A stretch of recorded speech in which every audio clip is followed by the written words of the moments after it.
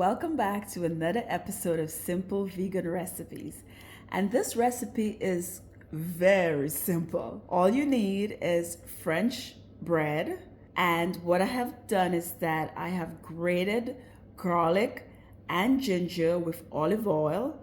I'm going to put the French bread, I'm going to toast it for like maybe 3 minutes. And then when it's done, I am going to put this mixture of ginger and garlic on the bread. I am done with the French bread. I did put it in the oven, it's toasted, and I did put the mixture on there of the garlic and the ginger with the olive oil.